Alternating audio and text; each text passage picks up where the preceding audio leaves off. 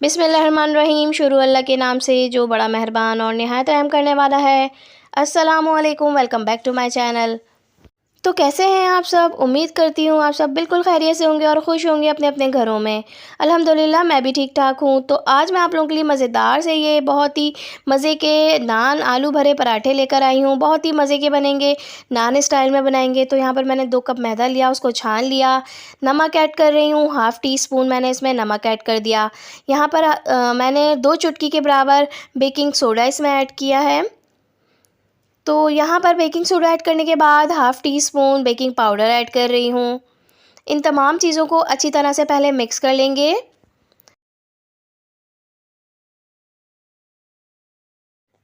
तो ये देखिए तमाम चीज़ें अच्छी तरह से मैंने मिक्स कर दी हैं। अब यहाँ पर मैंने हाफ़ कप दही ले लिया है। दही अगर थोड़ा-सा पतला होगा तो ज़्यादा अच्छी बात है, खट्टा भी होना चाहिए। तो ये देखिए मैंने इसमें दही ऐड कर दिया क्योंकि हमें इसको दही के साथ ही अच्छा-सा गूँध लेना है। तो ये देखिए मैंने तमाम दही इसमें ऐड कर दिया है और इसी के पानी में अच्छी तरह से इसको आटे को गूँध लेंगे। अगर ज़रूरत महसूस हुई तो इसमें ऑयल ऐड करती जाऊँगी। तो ये देखिए अच्छी तरह से पहले मिक्स करना है, बाइंडिंग अच्छी तरह से होगी, मिक्सिंग भी अच्छी तरह से करनी है, बहुत अच्छी तरह इसको आटे को गूँध लेना है।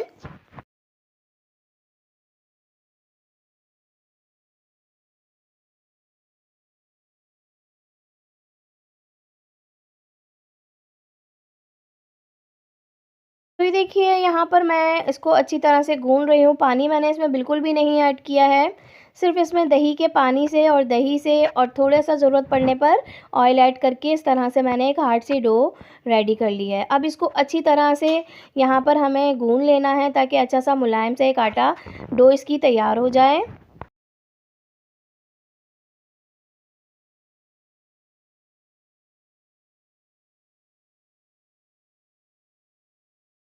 तो बस यहाँ पर अब ये आटा गूँध गया है, ऊपर से मैं इसके ऑयलिंग कर दूँगी ताकि ये अच्छा-सा जो है सेट हो जाए और मज़ीद इसको मैं और हाथों की मदद से नीड कर रही हूँ और फिर इसके बाद इसको रख दूँगी रेस्ट करने के लिए। ज़्यादा टाइम नहीं देना है, जस्ट हमें 5 से 6 मिनट भी इनफ होंगे।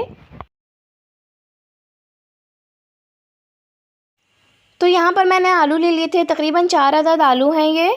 तो इनको बॉयल कर लिया था मैंने और अब अच्छी तरह से ठंडा करने के बाद इनको मैश कर रही हूँ। गरम-गरम में मैश नहीं कीजिएगा वरना ये पानी छोड़ देंगे। तो इनको थोड़ा ठंडा होने के बाद ही अच्छी तरह से मैश करना है। बस मैंने इसको अच्छा-सा मैश कर लिया आलूओं को। यहाँ मैंने प्याज़ ले ली थी, मीडियम साइज़ की एक प्याज़ थी, इसको बारीक चॉप कर लिया। हरा धनिया ले लिया था मैंने तकरीबन हाफ़ कप या 2 टेबल स्पून हरा धनिया ले लिया, इसको फ्रेश कटिंग कर लिया है।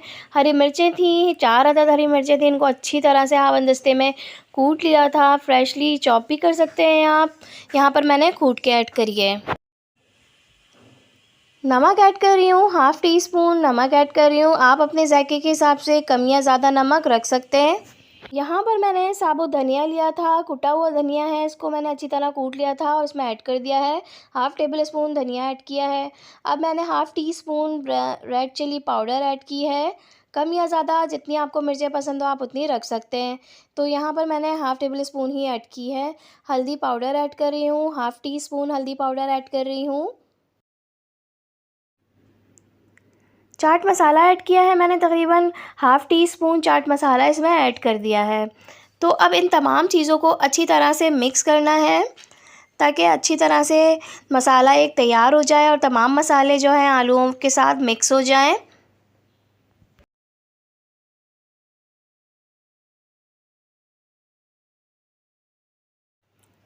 तो बस यहाँ पर मैंने आलूओं को मिक्स कर लिया। यहाँ पर अब हम अच्छा-सा जो है आलू भरा पराठा बनाना रेडी करेंगे। तो यहाँ पर मैंने पूरी डो ले ली थी, तो अब हम इसके पेड़े कट करेंगे। तो यहाँ पर इसको अच्छी तरह से मैंने खुश्की लगा ली थी ताकि ये चिपके ना और अच्छे से कट हो जाए। तो ये देखिए मैं इनको कट कर रही हूँ। मैं 4 पेड़े निकालूँगी इसमें से। आप इसमें से 3 भी निकाल सकते हैं। तो यहाँ पर अब मैं 4 पेड़ों को इस तरह से रेडी करके रखूँगी और इनमें आलू की स्टफ़िंग करती जाऊँगी।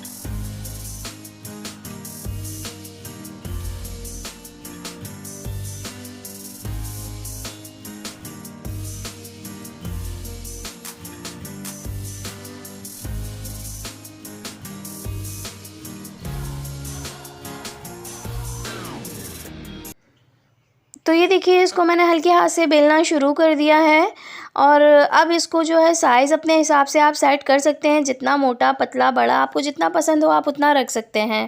तो अब इसको मैं अच्छा सा हाथों की मदद से प्रेस भी करती जा रही हूँ और यहाँ पर जो है मैंने पहले से ही तवा को गर्म होने रख दिया था, तो तेज़ नहीं होना चाहिए फ्लेम, मैंने बिल्कुल मीडियम फ्लेम पर इसको गर्म किया है। अब पराठे को इस पर डाल रही हूँ। थोड़ी सी मैं यहाँ पर नान स्टाइल में मोटे पराठे बनाऊँगी ताकि इसका अच्छा सा एक लुक आए। तो इसलिए यहाँ पर हमें ज़्यादा तेज़ फ्लेम नहीं रखना है, कहीं ऐसा ना हो कि एकदम से ये जल जाए। तो ये देखिए अच्छी तरह से नीचे से ये जो है अच्छा सा सिक गया है। अब मैं क्या करूँगी, मैं यहाँ पर तवे को थोड़ा सा उल्टा करके डायरेक्ट इस पे आँच लगाऊँगी, जिस तरह से हम नान को करते हैं ना, तो ये उसी तरह से मैं इसको ऊपर से इसका कलर दूँगी। तो अच्छा सा इस पे कलर आ गया है, इसको थोड़ा सा और दूंगी ताकि ये साइडों से भी अच्छा सा पक जाए। ये गिर इसलिए नहीं रहा क्योंकि मैंने इसमें पानी लगाया था, पानी लगा के इसको तवे से चिपका दिया था। बिल्कुल उसी तरह जैसे हम नान के साथ करते हैं, पानी लगाते हैं उसकी बेस पर और फिर वो तवे पे रखते हैं ताकि वो अच्छी तरह से चिपक जाए और नीचे से पक भी जाए, अच्छा सा कलर आ जाए। तो मैं ऊपर से भी इसको इसी तरह से कलर दूंगी ताकि अच्छा सा कलर आ जाए इस पर।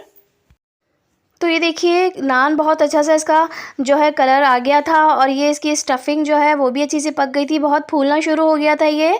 तो ये देखिए इसका कितना अच्छा सा लुक आया है। इसमें मैंने कोई तेल घी कुछ नहीं लगाया था, हल्का सा बस दूध लगाया था। अगर चाहें तो आप इस पर सफ़ेद तिल भी लगा सकते हैं, मैंने हल्के हल्के लगाए हैं इस पर सफ़ेद तिल। तो ये देखिए इसकी बहुत ही अच्छी सी लुक आई है। तो ये मैंने हेल्दी वे में बनाया था, इसलिए ऊपर से मैं बस देसी मक्खन इस पर लगा रही हूँ। जस्ट मैंने इसको किसी भी तरह से कोई ऑयल कोई तेल कुछ भी नहीं लगाया है, जस्ट इसको इस तरह से ही पकाया है और ये इतना अच्छा सा इसका कलर आया है। ये बहुत ही मज़े का बना था, तो ज़रूर ट्राई कीजिएगा और मुझे फ़ीडबैक दीजिएगा ये कैसा बना था। मुझे उम्मीद है कि ये रेसिपी आपको बहुत ही पसंद आएगी, बहुत ही सिंपल और आसान सी रेसिपी है, तो ज़रूर ट्राई कीजिएगा और मुझे फ़ीडबैक दीजिएगा ये कैसी बनी थी। अगर आप मेरे चैनल पर न्यू हैं और अब तक आपने सब्सक्राइब नहीं किया है तो सब्सक्राइब कर लीजिए, लाइक कर दीजिए और एक प्यारा सा कमेंट भी कर दीजिए। तो चलती हूँ, फिर हाजिर होंगी कोई अच्छी सी आसान सी रेसिपी के साथ। जब तक के लिए दुआ में याद रखिएगा। Thanks for watching. अल्लाह हाफिज़।